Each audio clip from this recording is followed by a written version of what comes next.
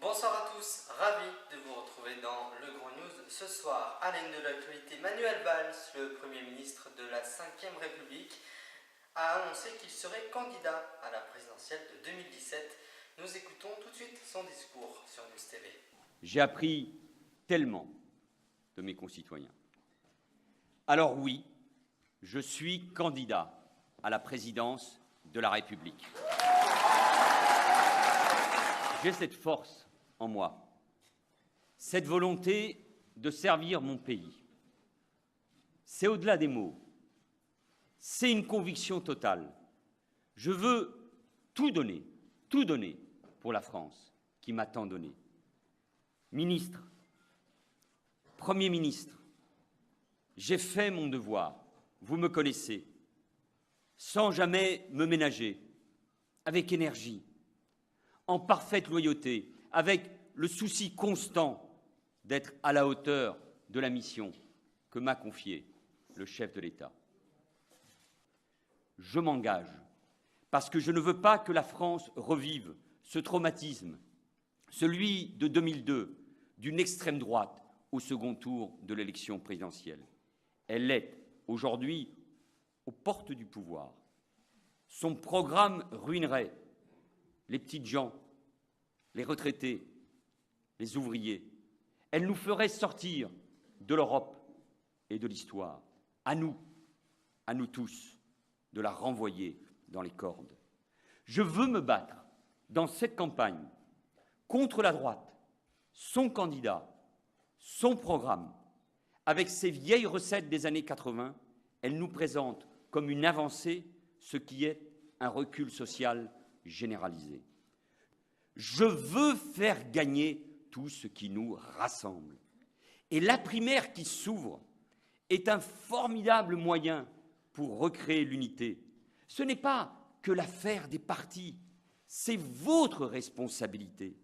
J'invite les femmes, les hommes de gauche, les progressistes, mais j'invite aussi tous les Français qui refusent l'extrême droite, qui refusent la régression sociale que propose François Fillon, à s'emparer de ce moment, à venir nombreux, oui nombreux, mobilisez-vous pour choisir librement, débattre, et je le ferai moi-même, avec respect, sans de l'écoute, sans polémiquer, sans jamais dénigrer.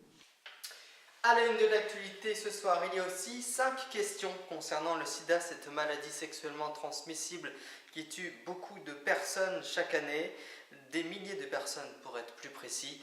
Reportage Antoine Elpierre, Grégoire Sauvage, et après nous verrons bien sûr les réponses à ces 5 questions concernant le sida. En France, on estime qu'il y a à peu près 175 000 personnes qui vivent avec le VIH. On est sur une épidémie qui est vraiment contrôlée, puisque sur les 175 000, vous en avez 150 en tout cas qui sont traités. Et il y en a 25 000 qu'on estime aujourd'hui qui sont ignorantes de leur statut sérologique, c'est-à-dire qu'ils ne savent pas qu'elles vivent avec le VIH-Sida. On sait qu'aujourd'hui, une personne sous traitement est indétectable et elle ne transmet plus le virus. C'est en vraiment mettant tout le monde sous traitement étant infecté par le virus du VIH qu'on viendra à la fin de l'épidémie.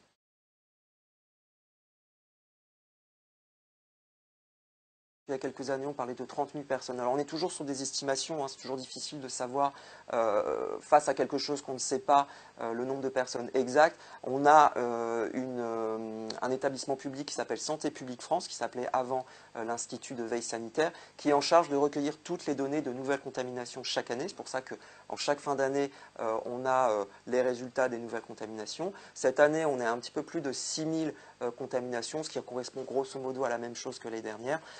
L'idée, c'est qu'on puisse aller justement sur les dépistages des personnes qui ne savent pas encore qu'elles sont infectées par le virus. Alors, je rappelle qu'on est en direct.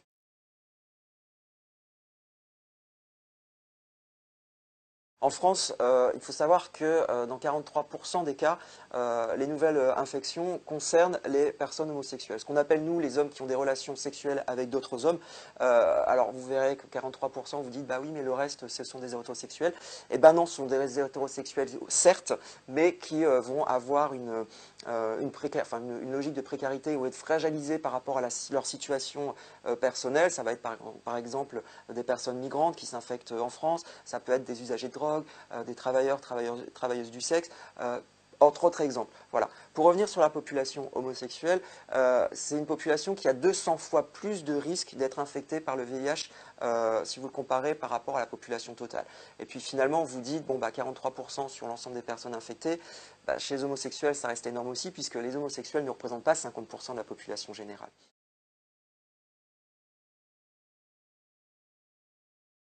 Vous êtes infecté par voie sexuelle ou par voie sanguine.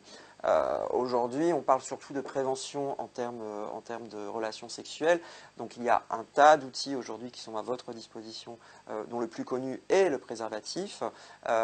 Donc c'est toujours l'outil le plus efficace aujourd'hui pour lutter contre l'épidémie. Mais il y en a d'autres qui sont arrivés, notamment la PrEP, qui est la prophylaxie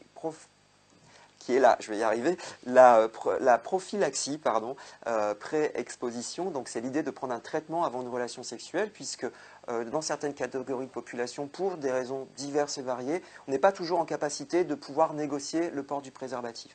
Donc c'est un outil supplémentaire qui va nous aider à lutter contre l'épidémie et qui est arrivé en France, qui en tout cas a été autorisé de manière temporaire dans un premier temps depuis début janvier 2016.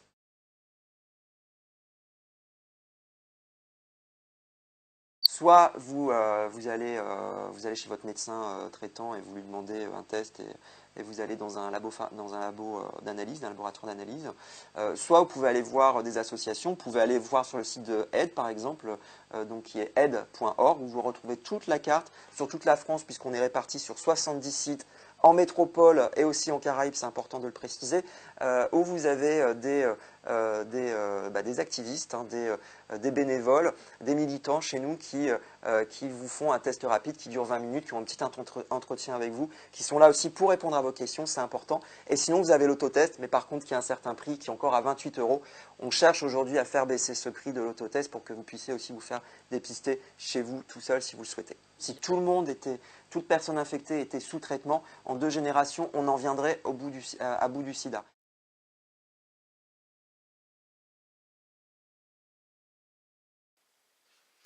Et pour tous les amoureux des chevaux, vous vous demandez certainement, pour ceux qui ne connaissent pas bien sûr, qu'est-ce que le horseball, cette discipline équestre, qu'est-elle réellement? Nous vous répondons ce soir grâce à ce reportage et à ces quelques explications d'un moniteur d'équitation. Regardez.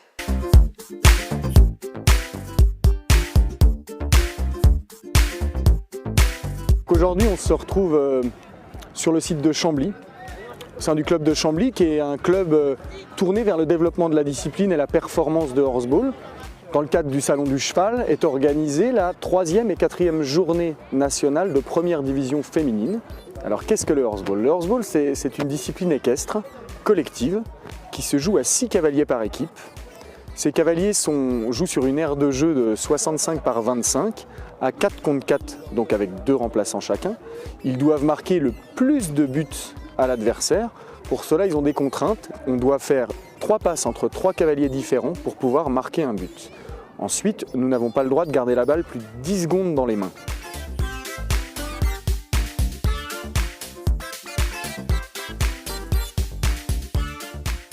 Dans la pratique du horseball, la plupart des règles sont des règles de sécurité qui permettent de garantir la sécurité du cheval et du cavalier. Pour ça, on a déjà donc les règles défensives. Il est interdit d'aller à plus de 45 degrés sur un autre cheval. On doit être épaule contre épaule avec les chevaux, ne pas risquer de couper une trajectoire. À côté de ça, le cavalier est vite en danger lorsqu'il va ramasser la balle. Donc de nombreuses règles protègent ce cavalier. Il est donc interdit de s'arrêter sur la balle pour éviter de se faire percuter. Au horseball, l'engagement se pratique avec un ballon placé à 10 mètres au sol d'un but. L'équipe doit ramasser la balle au galop.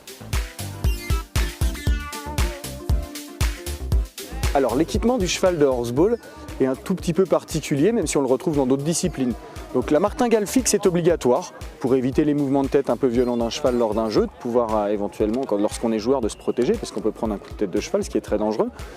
On a aussi une sangle de ramassage. La sangle de ramassage, c'est un lien entre nos deux étriers qui nous permettent de ramasser la balle au sol, de tenir en debout sur notre cheval, éventuellement de sortir de selle pour essayer de prendre la balle à l'adversaire.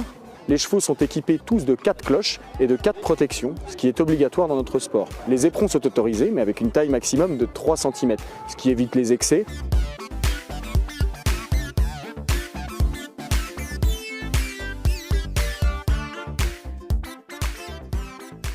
Le cheval, c'est quand même un animal sensible, hein, il nous suit, hein, c'est quand même un gentil, c'est quand même un animal plutôt cool. Hein. C'est un animal de 600 kg, on monte dessus et on lui fait faire ce qu'on veut.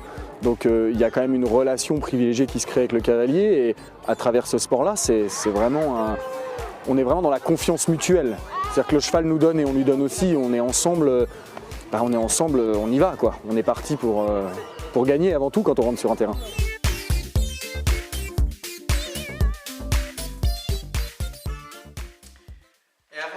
Je vous rappelle que Manuel Valls sera candidat à la présidentielle de la 5e République en 2017. Fin de cette édition.